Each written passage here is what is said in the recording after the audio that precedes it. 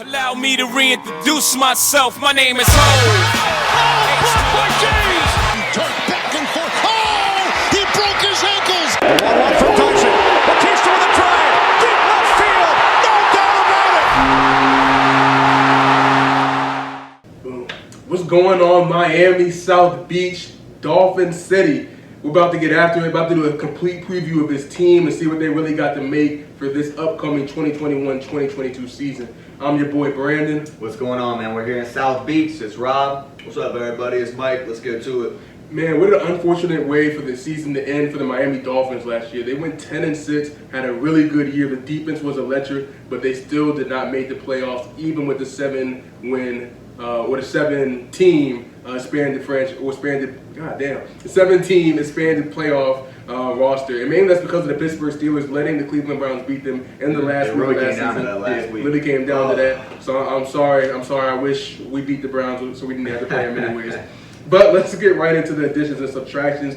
Will Fuller. They got Will Fuller, electric playmaker from the Houston Texans. Great pickup. He gets hurt every single year, but just having him on your roster is huge. And this wide receiving core is scary. Devontae Parker, Will Fuller, Jalen Waddle, Preston Williams, Albert Wilson, Mike Gesicki. Ooh, that's scary. And they even got the scat, Jakeem Grant. Just throw him a quick pass, let him go, do whatever. So their wide receiving core is stacked. They also got Justin Coleman at the nickel position. He was one of the highest paid nickels about 3 or 4 years ago. He can still do some really good things, and that's a stacked cornerback room right there. He adds on to that. They also got Jason McCourty, who is a tweener, who can play either the cornerback or safety position, so that's really big on this team as well. They don't really have any subtractions. The team really did not lose anybody this offseason. So that's really good, especially for a team that went 10-6. They're trying to build something there into that program.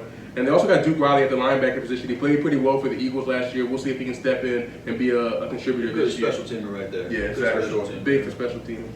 They also drafted Jalen Waddle in the first round. Tua got one of his guys back in college.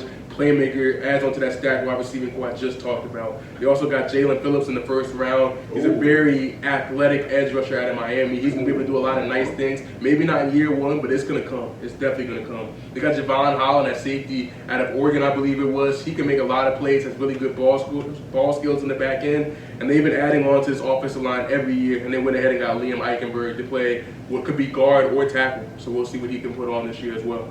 And when your first appearance on the big stage is coming in at halftime, when your team is down double-digit points in the national championship game as a true freshman without any experience, and you come and win that game in overtime with a game-winning throw, you're special. And ever since then, I knew this guy, Tua Tagovailoa, was going to be a special kind of quarterback. And to see him then go on to be the unanimous #1 overall pick before he had that hip injury. He clearly has a talent. Him and Miami were like flirting with each other for a year, and then it ended up working out, but not in a way that anyone thought it was going to work out, with them still getting that 5th overall pick, which just shows how good of a coach Brian Flores is with that shitty amount of talent that they had that season.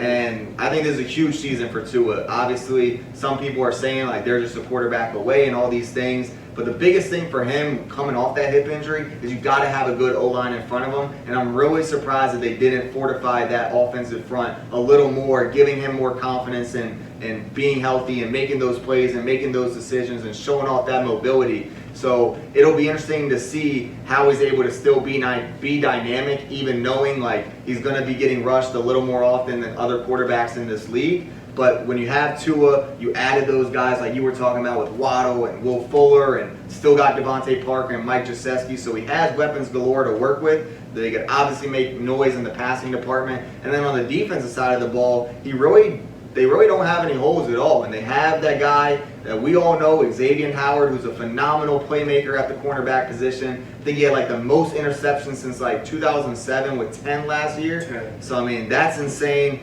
And Brian Flores is clearly the kind of guy who can get the most out of the team that he has. It's just going to come down to that offensive line for me. If they're able to stick together, they got some guys moving around and all this type of things, relying on some young talent to step up early on. And they obviously have a tough division with the Bills and Patriots. But I think they got the quarterback and head coach of the future. It's just about whether it's going to be this year or in the years ahead. Yeah, I really just want to focus on Tua right here. I mean, if you're going to put your money down on something, you got to put it on Tua. The guy's proved so much in college in just such a short amount of time. And a lot of the guys that got drafted last year that were just rookies, COVID hit, they didn't get a full offseason, and that really sucks for a quarterback, trying to get everything on the right page, trying to learn the playbook. So now he has a whole entire year under his belt. You love to see that. They added more weapons. They added the Will Fuller, added the Jalen Waddle. I'm just kind of all over it. I think it's easy money to bet on Tua. I think he has a lot of prove-it kind of mindset as well. He wants to go out there and show the world that, hey, even with my hip injury, I still should have been the number one pick. You heard those Deshaun Watson rumors. Oh, man. Oh, yeah. And on top of that, yeah, exactly. And then Brian Flores came out and said, no, fuck that. That's my quarterback right there. And you love to have that confidence with your coach. So what are we going to go with, fellas? We're going to go Tua over 24 and a half passing touchdowns. I don't know about y'all, but that seemed a little low. That's barely over one again. Yeah, 24 and a half. It seemed a little low. So, hey, take it to the ticket office, man. Sometimes Vegas just puts out some weird bets like that. Go ahead, take advantage of it, fellas.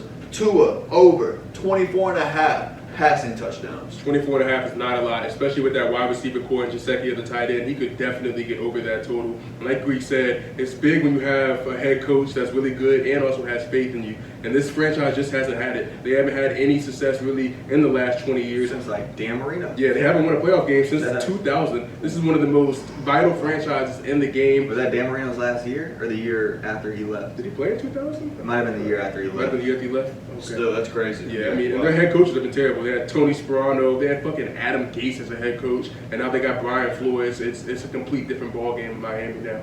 Yeah, we named all those red zone threats that could make that 24 and a half look easy. I think it just comes down to health. I think Vegas knows he's got that hip injury. Don't know if he's going to be able to play a full season. But if he can, lock that shit in. That's definitely going to hit. Lock it in.